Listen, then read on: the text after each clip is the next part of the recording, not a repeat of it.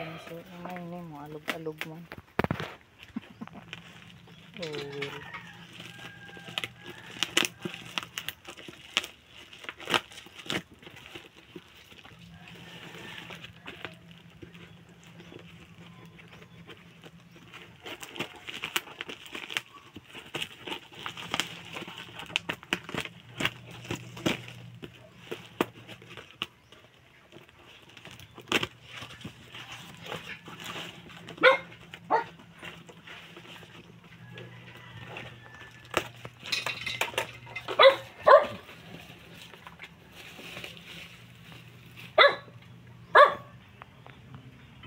Sakto?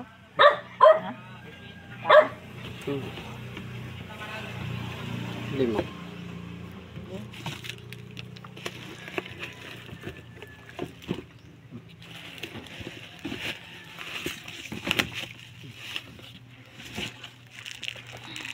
Punta ka na doon.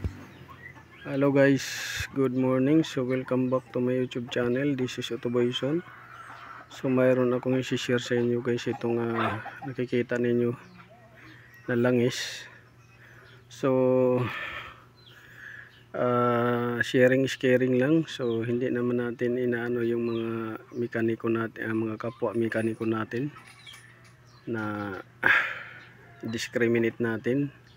Ito i-share ko lang sa inyo. So kung ang ginagawa ninyong transmission guys ay let's say ang ginagawa ninyong transmission ay automatic transmission, yung dual clutch transmission. So kung ano yung specific na langis na ginagamit, yun dapat ang ilalagay ninyo para hindi masira yung transmission.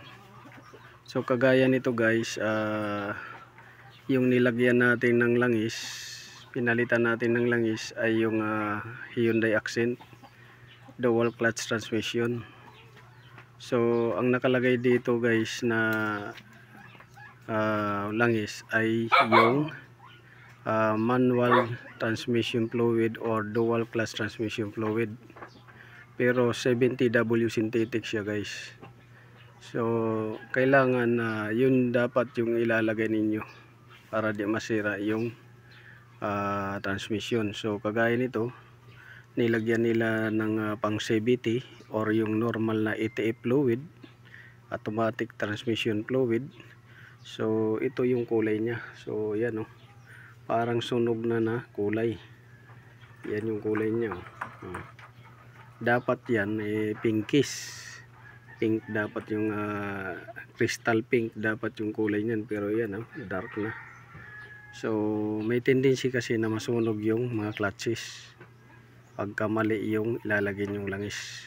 So kagaya nito, yan dapat crystal pink ang kulay niyan pagka ETF, normal ETF na fluid. Ito yung pang dual clutch fluid. So ito yung basyon niya. Ayan manual transmission fluid, dual clutch transmission fluid. So yan yung kulay na ilalagay dapat, hindi itong pink. Ito crystal yellow ang kulay nito, crystal yellow. Ito crystal pink, pero nag-iba na ng kulay. So may tendency na nasunog yung mga clutches or may mga wear out na mga parts. So hindi natin alam kung ano nangyari sa So papalitan natin ng ganito fluid. So ang ginawa kasi nila, siguro hindi sila nakakuha guys ng nakahanap ng itong fluid na to dahil mahirap hanapin to at saka mahal to, halos 2,000 sa ibang store, 1,600 to 2,000 ang isa. So wala siguro silang nahanap, kaya nilagyan nila ng normal ETF fluid itong fluid na to. So ang hindi nila alam, makakasira to dahil ang specification na fluid is ito talaga, crystal yellow ang kulay, hindi itong normal ETF. So itong ETF na to pang CVT na mga ETF, automatic transmission na fluid o transmission, AMT ng mga transmission, IMT, ganyan. So ito yung mga fluid na ginagamit sa mga automatic na normal fluid ng E-tape. Pati sa power steering ito rin ang ginagamit.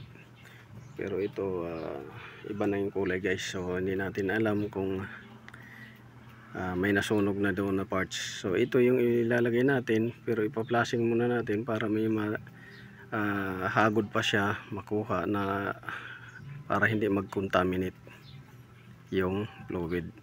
So tandaan, hindi natin discriminate yung mga kapwa mekaniko natin, pero paalala lang, kung wala kayong mahanap na ganito na fluid, itong fluid na to, bili na lang kayo sa kasa. Kung wala sa parts store sa mga tindahan, bili na lang kayo sa kasa. Ito binili to sa Maynila pa to binili, dahil wala dito sa vicinity or sa mga syudad dito sa malapit sa amin.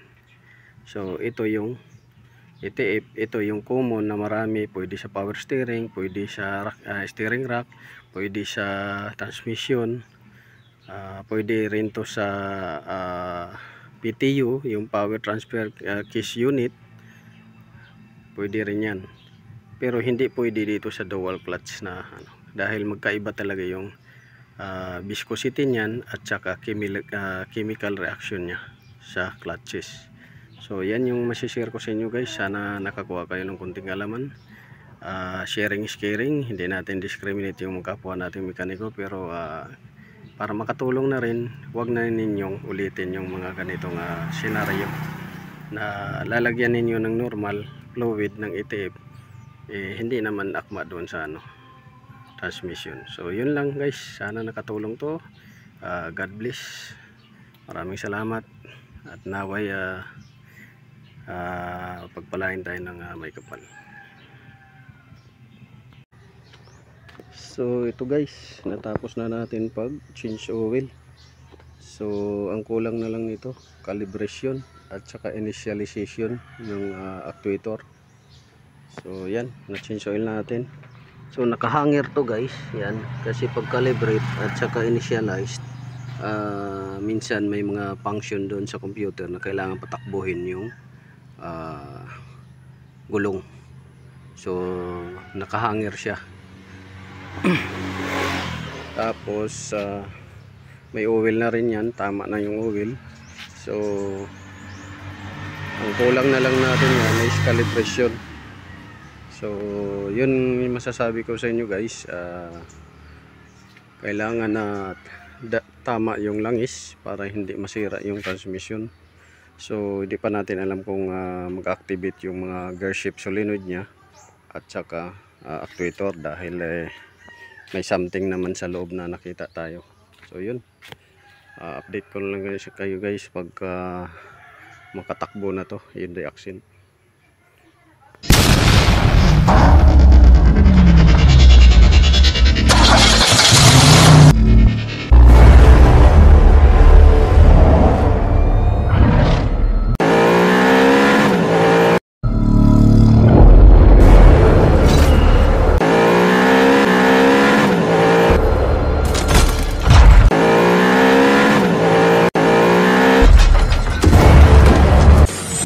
Make